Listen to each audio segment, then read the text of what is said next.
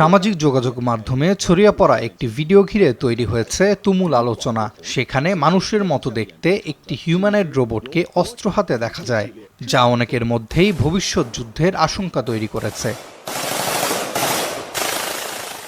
Viral পোস্টে দাবি করা হয়, চীন আনুষ্ঠানিকভাবে সামরিক পরিষেবার জন্য রোবটদের প্রশিক্ষণ দিচ্ছে। ইউনিট্রি নামক রোবটের গুলি চালানোর দৃশ্য দেখিয়ে বলা হয়, খুব শিগগিরই যুদ্ধক্ষেত্রে মানুষের প্রয়োজন নাও হতে পারে। তবে প্রযুক্তি বিশ্লেষণে উঠে এসেছে ভিন্ন চিত্র।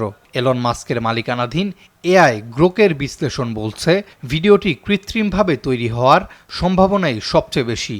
2026 সালে চীনের সামরিক লাইভ ফায়ার পরীক্ষায় এমন হিউম্যানয়েড ব্যবহারের কোনো নির্ভরযোগ্য তথ্য পাওয়া যায়নি।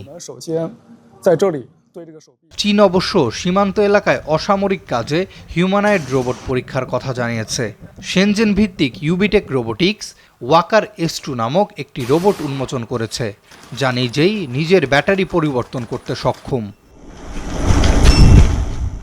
বিশেষজ্ঞদের মতে, রোবোটিক্সে বড় বিনিয়োগ করলেও এখনও সামরিক ব্যবহারে হিউম্যানয়েড রোবটের বাস্তব প্রয়োগের প্রমাণ নেই। ফলে ভাইরাল ভিডিওটি নিয়ে সংশয় থেকেই যাচ্ছে। আরাফাত ইয়াসার, RTV।